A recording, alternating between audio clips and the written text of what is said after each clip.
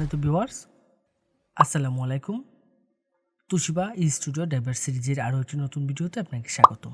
আজকের ভিডিওর মাধ্যমে আমি দেখাবো হচ্ছে তুশিবা স্টুডিও 4520C এর প্রিন্টার ড্রাইভারটি কীভাবে খুব সহজে আপনার কম্পিউটার বা ল্যাপটপে সেট আপ করে নিতে পারবেন এবং কিভাবে এই ড্রাইভারটি ডাউনলোড করবেন এবং কোথা থেকে ডাউনলোড করবেন, সম্পূর্ণ প্রসেসটি দেখাচ্ছি আজকের ভিডিওতে। তো ভিডিওটি অবশ্যই গুরুত্বপূর্ণ হতে চলছে। কথা না বাড়িয়ে চলে আমরা মূল ভিডিওতে চলে যাচ্ছি।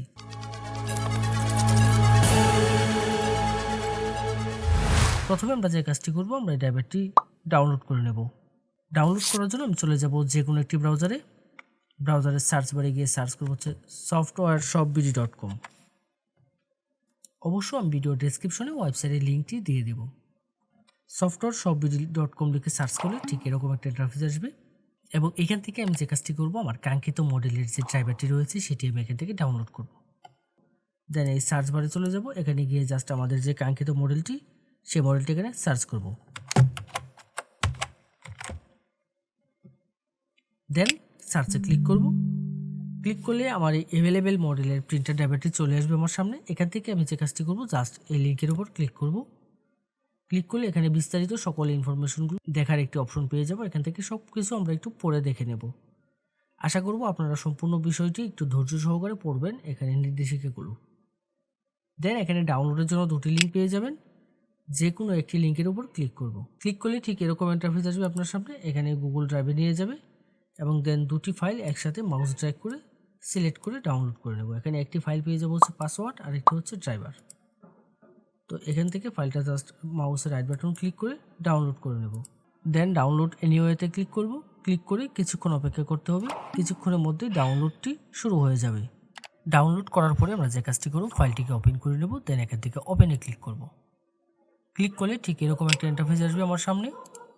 রার ফাইল রয়েছে, রার ফাইলকে আমরা যখন আনজিপ করব, যে কোনো জিপ ফাইল বা রার ফাইলকে যখন আমরা এক্সট্রাক্ট করব, তার জন্য আমরা যে কাজটি করি, নর্মালি আমরা উইন্ডার ব্যবহার করে থাকি। যদি আপনার কম্পিউটারে উইন্ডারটি না ব্যবহার করা থাকে, অর্থাৎ উইন্ডারটি যদি ইনস্টল করা না থাকে, তাহলে যে কাজটি করবেন, আপনি উইন্ডারটি ইনস্টল করে নেবেন। এর জন্য ভিডিও ডেসক্রিপশন এবং আই বাটনে উইন্ডারের লিঙ্ক দিয়ে দেবো, আপনারা ওইখান থেকে গিয়ে জাস্ট উইন্ডারটি ইনস্টল করে নেবেন। দেন যে কাজটি করব, আমরা ফাইলটাকে ওপেন করব। উইন্ডারে যখন ফাইলটা ওপেন করব, ঠিক এরকম একটা ইন্টারফেস আসবে। এখান থেকে ক্লোজ করে দেবো। যাওয়ার পর ইন্টারফেসটা দেখতে ঠিক এরকম হবে। এখানে একটি ফাইল পেয়ে যাব হচ্ছে ড্রাইভার। এই ড্রাইভারে ক্লিক করব। ক্লিক করলে এখানে জাস্ট আমি ড্রাইভারটা পেয়ে যাব। তো এখানে আমার পাসওয়ার্ডটা দিতে হবে। আমি যেহেতু শুধু ড্রাইভারটা ডাউনলোড করছি, আমি এখানে পাসওয়ার্ডটি ডাউনলোড করে নেই। তো এখানে আপনারা যে কাজটি করবেন, আপনারা জাস্ট এই ডাউনলোড অপশনে গিয়ে এখান থেকে পাসওয়ার্ডটি ডাউনলোড করে নেবেন।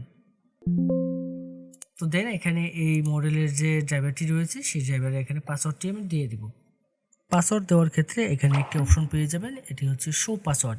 এখানে যদি টিক মার্ক দেওয়া থাকে, তাহলে আমি এখানে কিবোর্ড থেকে যে পাসওয়ার্ডগুলো টাইপ করব সেগুলো এখানে শো করবে। আর যদি আমি এখান থেকে টিক মার্কটি যে উঠিয়ে দিই, তাহলে এখানে কোনো পাসওয়ার্ড শো করবে না। এখানে পাসওয়ার্ডটা টাইপ করে দেবো। দেওয়ার পরে দেন ওকেতে ক্লিক করব। ওকেতে ক্লিক করব। ক্লিক করলে ঠিক এরকম একটি অ্যালার্ট আসবে। এখান থেকে যে কাজটি করতে হবে, এখান থেকে আমি ইএস এর উপর ক্লিক করব। দেন সফটওয়্যারটা এক্সট্রাক্ট হওয়া শুরু করবে এবং এক্সট্রাক্ট হওয়ার জন্য কিছুক্ষণ সময় নেবে। কিছুক্ষণ আমি অপেক্ষা করব। দেন এরকম একটা ইন্টারফেস আসবে। এখানে আমি যে কাজটি করব, আমি আমার প্রিন্টারটি সরাসরি কম্পিউটারের সাথে কানেকশন করে নেব। অবশ্যই ইউএসবিতে প্রিন্টারটি কানেকশন করে নেব এবং ইউএসবি কানেকশন করার ক্ষেত্রে আমি যে বিষয়টি লক্ষ্য রাখবো, সেটি হচ্ছে আমার পিসি বা ল্যাপটপের যে ইউএসবি পোর্টগুলো বেশি শক্তিশালী, সেই পোর্টগুলোর সাথে কানেক্ট করব। দেন ওকেতে ক্লিক করব।